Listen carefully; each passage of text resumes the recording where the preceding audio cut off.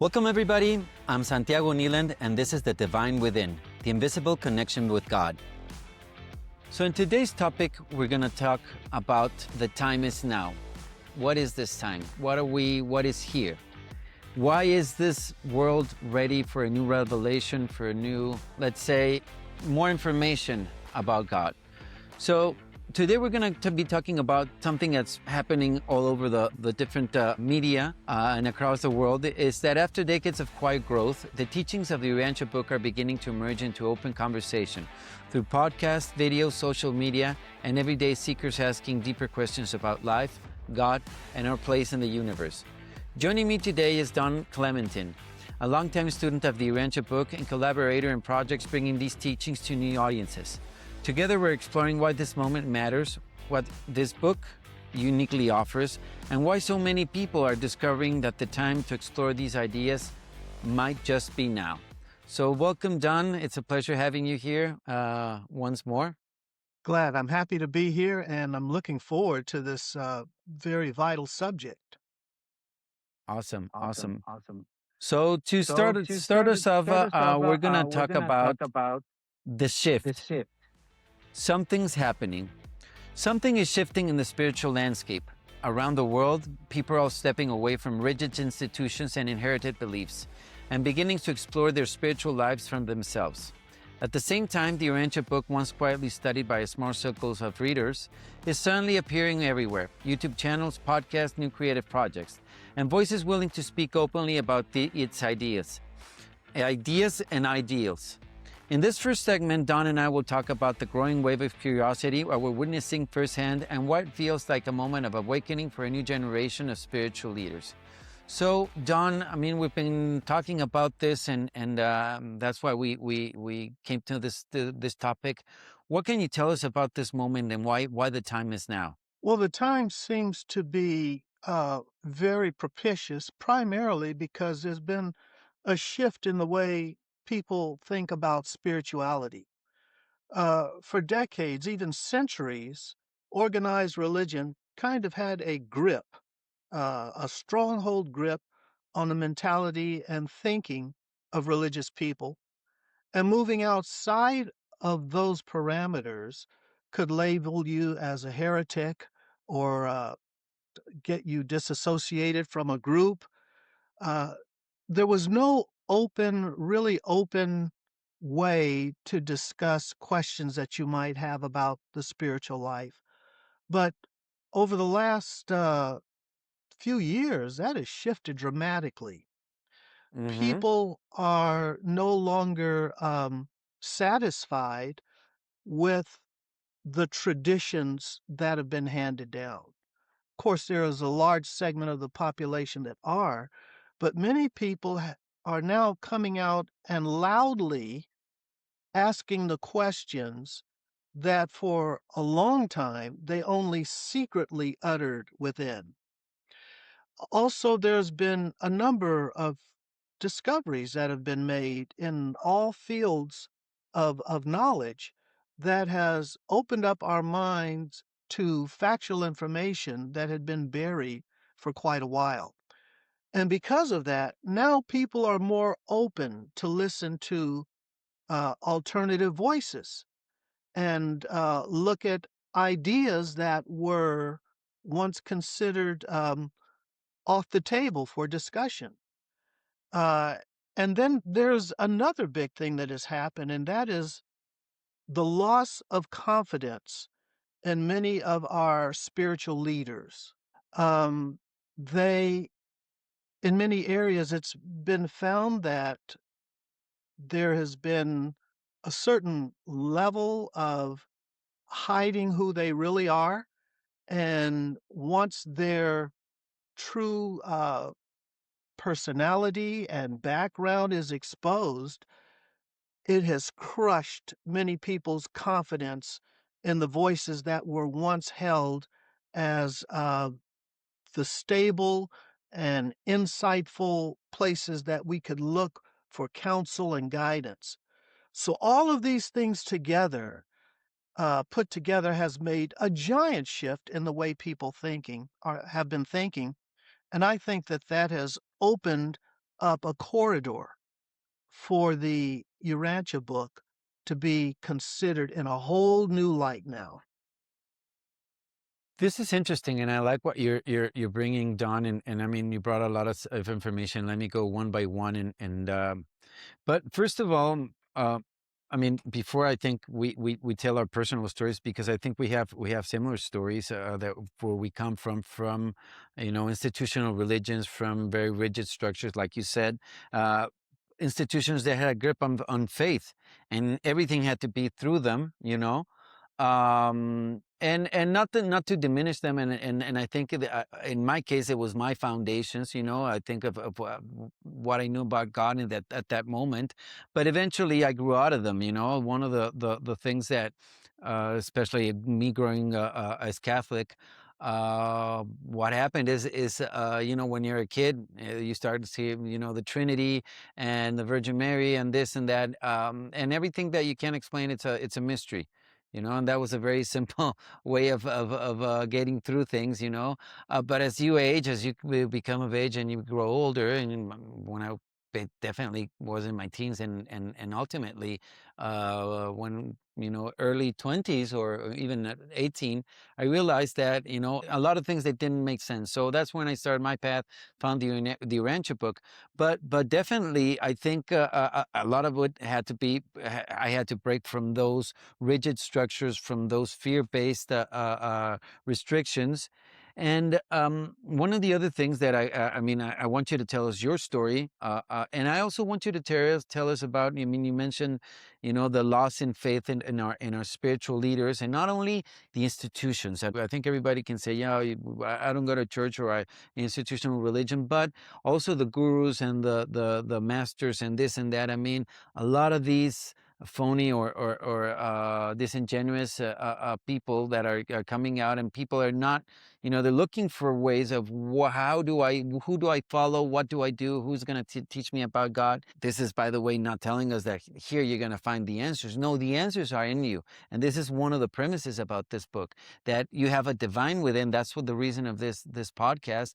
You have a divine spark within, and in it is everything for you to for your spiritual progress. Of course, you're going to find different tools, and you're going to be touching on different religions, different practices, and everything that are going to enhance even people, that understanding and that relationship with God. But eventually, the reins are yours, and it's all inside of you. So give us, your take on that, and tell us a bit of your story. I don't want to give people the impression that religion or organized religion is somehow all bad. That's certainly not the case. It's done a lot in getting us to where we are today. Even with its flaws, there has been a lot of beauties and sustaining qualities about organized religion that has carried us this far. Um, so let's not diminish that. However, there are many unanswered questions that we all have that have nagged us. And for me, rather than focusing on the inadequacies of religion, I would like to encourage people just to become more open to finding out the answers to questions that has always plagued them. And once I found the strength within, or the courage, to begin to ask those questions, and then to be open enough to look for answers that weren't the ones that I had been given all of my life, then it was like a door that became unlocked. And so, like you said earlier, the consideration of the Urantia book is not meant to replace your faith or even your religion, but to expand upon the knowledge base that you already have. And once I found the courage to do that, I felt like I hit the mother lode. Yeah. And it's been one beautiful exploration of life, one a beautiful experience after another. And so there's there's no fear in doing this. And I think that the idea behind our podcast here is to help people to see that there is information out there that can be considered that's very valuable and not to be afraid of it. Before we go into the list, I mean, what happened personally for you? And, what were those things that shifted? In my case personally, I believe I didn't have fear anymore. I lost fear in many things. Fear, and I lost fear in death, fear of the unknown, and a lot of the explanations that it gave me for many of the doubts that I had, many of the unanswered mysteries, that I was presented in the Catholic Church. And I remember the whole, the whole point of it was that you're not supposed to know it. But imagine that these mysteries are solved. And I think that anybody that knows about these mysteries, if they are really solved, and I truly believe, the explanation that I get, I really take it. I mean, it's crystal clear of how it says and what it explains. So I think that's one of the things that I like about the book, the practical and straightforward. It's not in verse. It's not, you have to interpret. No, no, no. It's straightforward, a narrative. I don't know. What's your take on this, Don? So this is the challenge for me in talking about the Urantia book. The challenge is that I don't want listeners to come here and feel that this is the book that answers all your questions. And based on my personal experience, I'm recommending to you to do this.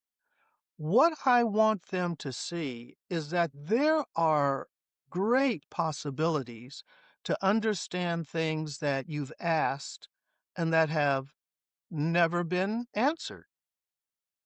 And I'll give you an That's a good way. example. Let me just give you an example. Mm-hmm. Um, the Bible tells us God is love. 1 John 4:8. Beautiful teaching. And most people, Christian or not, accept that. But what does that mean? That is so narrow. What if we were able to find a source that gives us much more about the universal Father, his nature, some aspects of his deity, how he relates to other heavenly entities, how he relates to us personally? Now, we have examples of how God deals with people in the Old Testament of the Bible, and other religious traditions do also. But the Urantia book gives such a comprehensive portrait of the universal Father and deity in so much detail. I've never read anything about God in this way in my life. As a matter of fact, as a personal experience, I'll relate this to you. Mm-hmm. After I had read that information about the universal Father and then how he relates to mankind, uh, for a while, I was not able to pray anymore. Okay. What happened was the God of the Old Testament, I could wrap my head around him because it talks about him getting angry and wanting to kill a bunch of people, or telling Moses, stand aside while I wipe them out and I'll make a new nation out of you. See, all of those human characteristics about God, I could wrap my head around that. That's So there's easy. no big mystery there. Yeah. But when I read this aspect of God as portrayed in the Urantia book, all of a sudden I said, he's too big for me. This is way too big for me. How can he even notice me? Because it showed the grandeur of deity in a way that I had never, ever contemplated or even read about. So I shared this experience with one of my friends who had introduced me to the Urantia book. Okay. And what he told me, he says, that's exactly why we need Jesus. Okay. because he was able to put the universal Father by example Mm-hmm. in terms that our mortal finite mind could understand.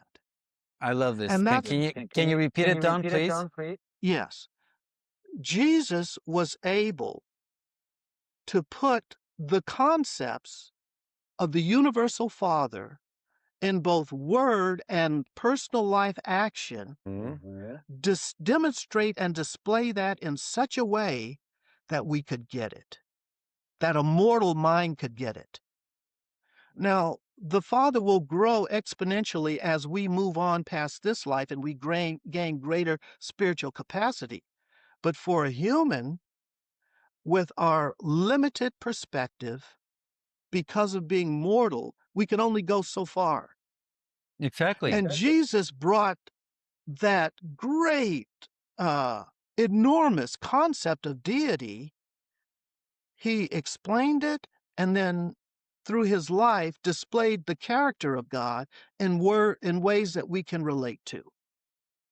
And as a result of that, it enhanced my appreciation and understanding of Jesus, his life and teachings in a way that the four gospel accounts, while good, never gave me that glimpse into God. Exactly. So I this is like what that also. happens. It fills in these large gaps that we have in our understanding. The way you just put it, I think is very to the point and very practical. Here we're understanding this super finite, incomprehensible a concept. And that's the thing. We live in the universes of time and space. God, the first source and center, lives in paradise, in the central universe, which is perfect. So we do not understand how that works. So that's I think I understand the awe you talk about, because it happened to me as well. It's okay. Yes, I can't pretend to understand that because it's beyond comprehension, but the through Jesus, as you say, and as he said it, we can understand this infinity, this a super concept, well, not super concept, but super reality that we exist in. So I really like what you said, and basically what Jesus did is bring it in our language, and we become it. I mean, not only bring it in our language and present it, but live it and become flesh and live this experience and teach us as a father, basically. I don't want to jump ahead of your schedule, but here's another thing I can add, Mm-hmm. and that is this. Is one of the aspects that tells us why the Urantia Book deserves a seat at the table of serious Mm-hmm. spiritual, religious, and scientific inquiry, because it goes into those areas that a lot of other books just don't delve into to the extent that it does. In other words, it doesn't cover a topic fragmentally. It does a deep dive into everything. And so Yeah. we come away with a comprehensive understanding of any particular topic it touches on. And that's Definitely. quite valuable because when you're able to put things into context with the things you already know, that fills out a fuller picture of what we're trying to understand. At the beginning of this, you mentioned how people are becoming more open to looking Mm-hmm. at new things. And at one time, we know that the Urantia Book was considered to be on the fringe. And, well, think about that.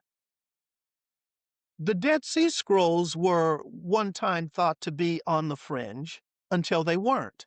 Over time, they gathered and got recognized as legitimate and a very good documentation of events that took place centuries ago. The same with the Nag Hammadi Library was one time thought to be fringe.